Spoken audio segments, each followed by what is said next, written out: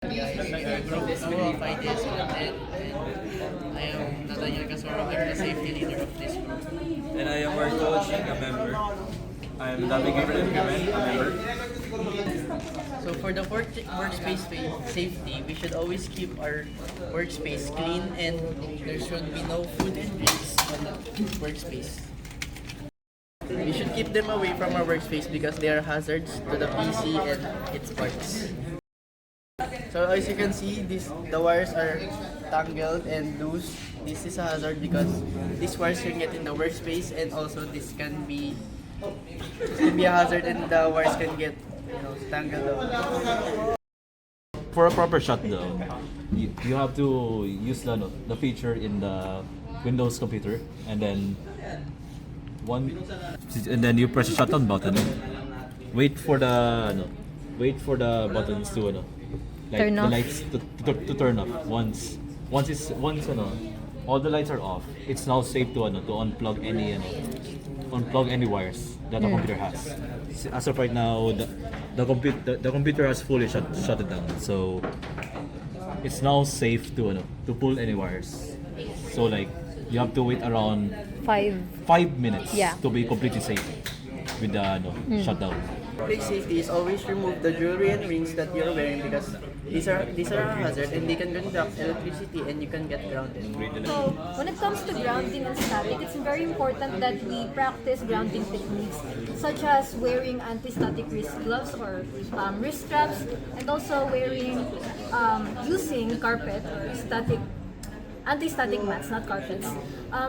It's best to avoid carpets as they can produce static that is also very harmful for the PC parts in the long run, as it can cause some internal damage within the PC and also data damage. Once it's fully shut down, check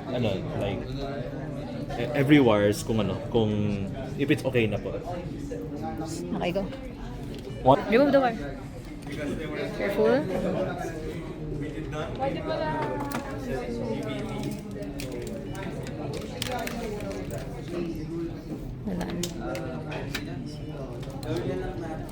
Spin this. Yeah.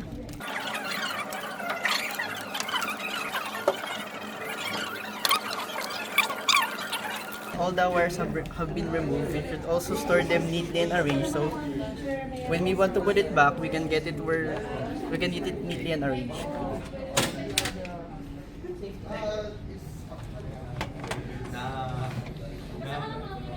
So if we look here, we can see major components of the PC, and one of which is the RAM, which is the random access memory.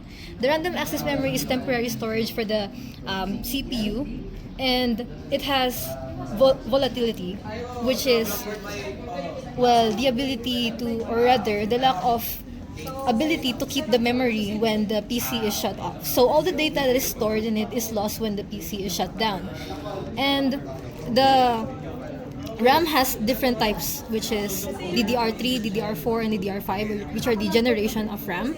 And the fastest and most efficient one is the DDR5. And it is also noted that all motherboards are built to support one specific type of DDR memory only. The one is the processor, which is under the CPU fan. The central processing unit or CPU does all of the work in the computer. Examples include the i9 14900K, which is the current fastest CPU available in the whole market. It is usually preferred for high-end gaming and 4K rendering and Editing. editing. So another main component of the PC is the PSU, the power supply. It converts AC to DC wattages and it distributes it to the different components of the PC parts. It is very important it's a very important part because it's the one that makes the other parts work. Without this part, the PC won't function normally. So for our hard drive, here, it's located there. It's basically the storage device of the computer where apps of the operating system and other important files are stored. And long-term data.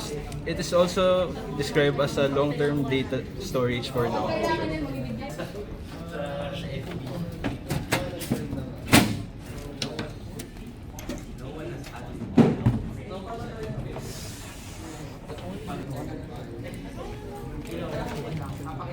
Sige, pwede na.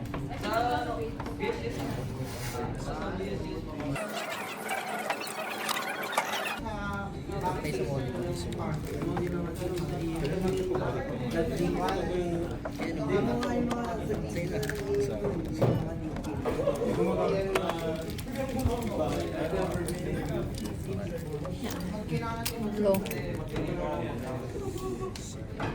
Once done po, pwede na po mag-leave yung group. Di ba daw yung mga keyboard and mouse?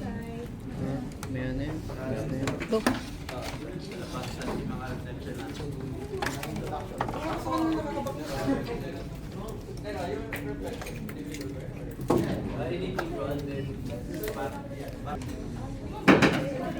Ay, shit, sorry. My bad.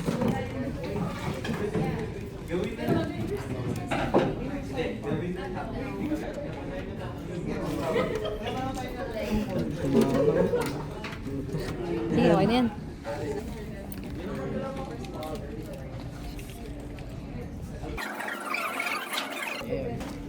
What safety step was most important during the activity?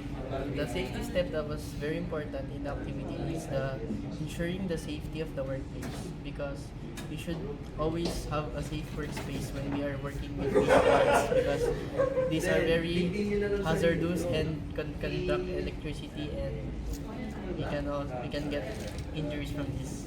That step was the remove the water, food, and also the jewelry when working around the workspace. What difficulties did your group encounter? I'll be honest,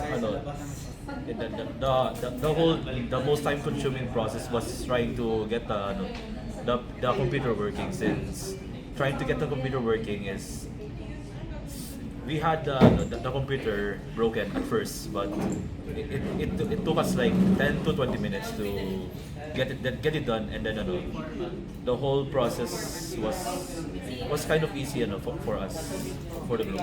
If I had to include one thing in our group, is I think it's plugging in and out the wires to the CPU is the hardest part of the process before the repairing stuff. How can these safety practices be applied in real-world or hardware repair tools tasks?